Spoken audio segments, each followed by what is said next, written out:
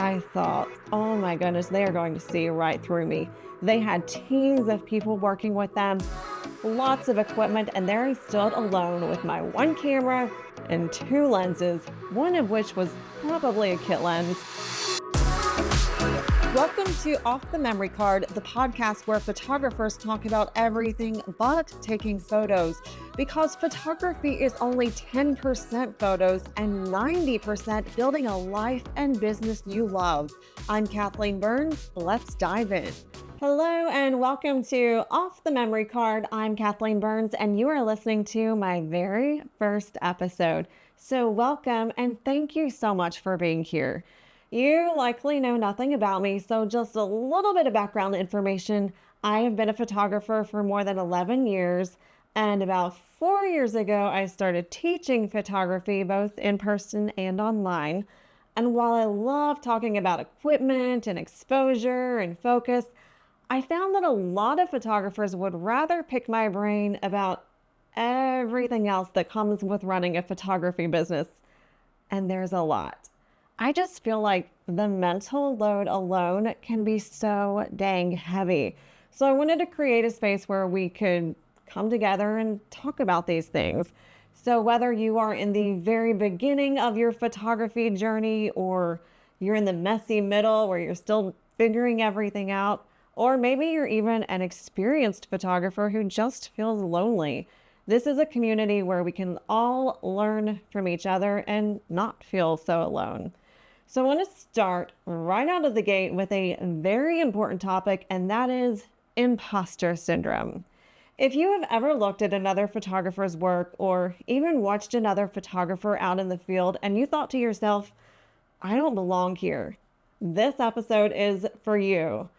So what exactly is imposter syndrome? Well, simply defined, it's feeling like a fraud. Maybe you feel undeserving, or you have this fear of being found out. Like, oh my goodness, they're going to realize I'm not actually a photographer, even though I am sure there is evidence that you are completely capable. And honestly, this is something that almost everyone experiences. It's very normal. And even successful, experienced photographers sometimes feel imposter syndrome. It doesn't disappear with experience.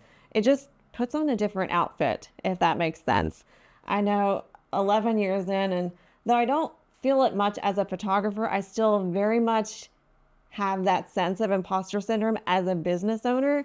And so I've just kind of come up with ways to manage it. I will never forget, though, the first time I felt imposter syndrome, and I mean major imposter syndrome as a photographer.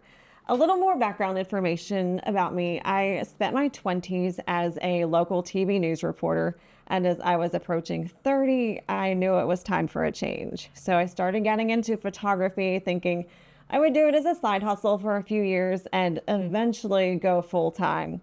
Well, I reached a point in my contract where I had outs, and that basically meant there was a very short window where I could leave, but if I didn't, I had to stay on for at least another year. And honestly, the thought of that was just very overwhelming to me, and I knew I couldn't do it. So I left my news job. It was a major leap of faith, and dove into photography full time.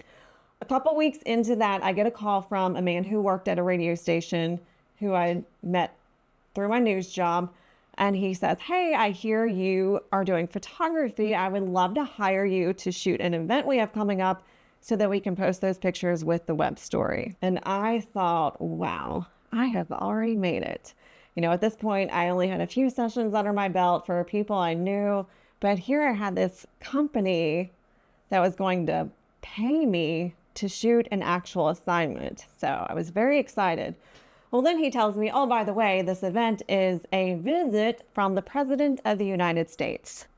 Quick side note, this is not a political podcast. I'm not even going to mention who the president was at that time or what the visit was about, but I just want to emphasize that this felt like a very big deal to me. So I show up at the event, and actually I see a few of my former colleagues, which kind of gave me a false sense of comfort. I was like, oh, I've covered things like this before. It'll be fine. Well, once we get through security, which is a really big deal at these things, they were all sent to one area of the auditorium, and I was taken to another, the area with all the other photographers. And I walked in, and there were these dozens of older men who had clearly been doing this for decades. I thought, oh my goodness, they are going to see right through me. They had teams of people working with them, lots of equipment, and there I stood alone with my one camera and two lenses, one of which was probably a kit lens. They're using jargon that at the time I had no idea what any of it meant. I didn't know what Kelvin temperature to set my camera to. I almost did the same one that I heard the man beside me say he was going to set his to, but I chickened out and put my auto white balance on. And, I really wanted to chicken out, if I'm being completely honest. But I got my camera out. I decided, I guess, which lens to use, and I made it through the event. Took the pictures home. Yes, my white balance was a little off, but I was able to fix it via editing. I sent the pictures in. They were very happy with them. And honestly, seeing those photos posted on the internet with my name under them in very small print was a huge win for me. It was a major step that had I let that imposter syndrome win, I never would have taken. I would have missed that step completely. And I see this happen all the time with other photographers. The cost of letting imposter syndrome take over is far too high. I see people not charging their worth. They're not sharing their work because they're afraid of what other people will think of it. And in some cases, not even booking sessions because they feel like they're not ready. So my message is take that first step, no matter how scary it is. And I want to go over 6 tips that I have done to manage and in some cases completely overcome imposter syndrome. And number 1 kind of aligns with the story I just told, and that is to remember that everyone starts somewhere. I know this sounds so simple, but think about it. Marathon runners, do you think they just came out of the womb sprinting? Absolutely not. Just like the rest of us, they had to take those first few steps.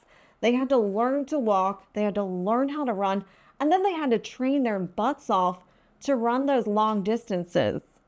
And do you think anyone is defining them by those first few wobbly steps? No way. I tend to live by several mottos, and one of them is don't be afraid to suck at something new. No one starts with a ton of confidence and talent. And speaking of confidence, tip number 2, practice until that confidence has no choice. Practice like you mean it.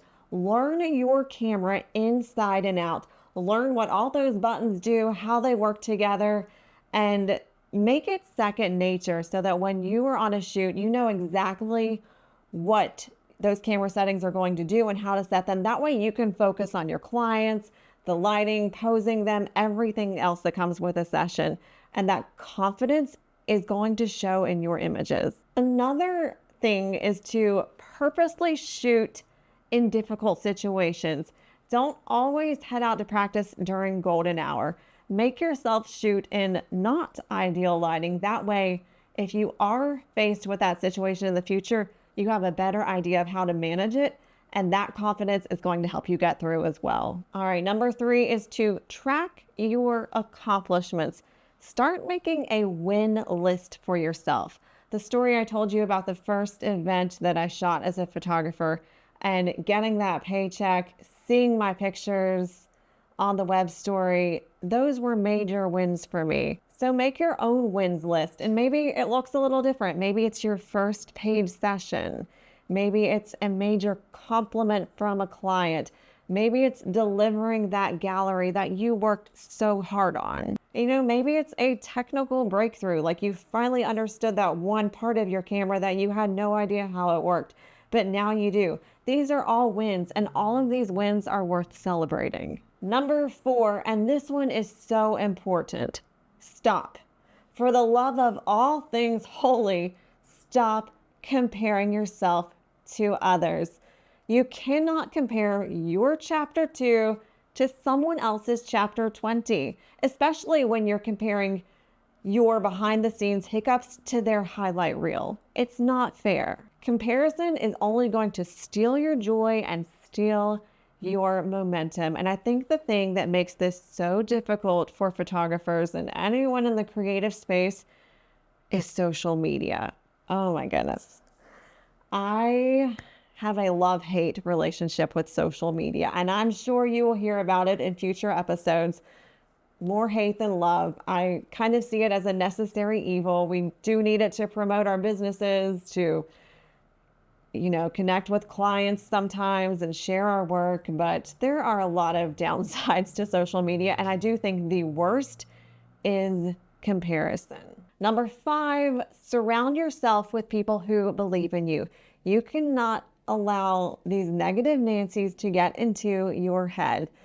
They should not be louder than the positive ones. So find family and friends, people who are going to cheer you on. Find encouraging mentors who can guide you and do so in a positive way. Also, find groups that are built on critique, positive critique, and not comparison. I would even alert you to be careful of what social media groups you join. Some of them are great. I don't really participate in any of them, but there are some out there who, have positive reinforcement. You post a picture and they tell you what they like about it. They give you constructive criticism, but there are those out there that are very negative. People just get on there and bash other people's work, no matter what it looks like. Try to avoid those. It's not good for you mentally, and it's not going to help you grow as a photographer. Again, you want to find people who are going to celebrate your progress, and those are your people. Number 6, visualize success. This is something that athletes do, and there's a reason it works. A baseball player who sees that home run, a football player who can see that touchdown. You have got to do this. You've got to get in the headspace where you can visualize things that move the needle forward. Things like confidently leading a session, delivering a gallery that your clients love, getting that compliment from a client who absolutely loves their images, the same images that you poured your heart and soul into. So those are just 6 things that I have done to personally overcome imposter syndrome. You don't necessarily have to put all of these into practice. Take a couple that really resonate with you and try those and see just what works best for you. Just remember, you do not need permission to be a photographer. You don't become a photographer when you feel ready. You become one when you keep going anyway. So that is it for my very first episode. Thank you for sticking with me. I hope you enjoyed it. I hope you got something out of it. Do me a favor, if you know any other photographers or even entrepreneurs who might be battling imposter syndrome, send them this episode and hopefully it can help them too. Thanks for listening to Off the Memory Card. Don't forget to subscribe. And if you'd like some more support on your photography journey, head over to usethatcamera.com.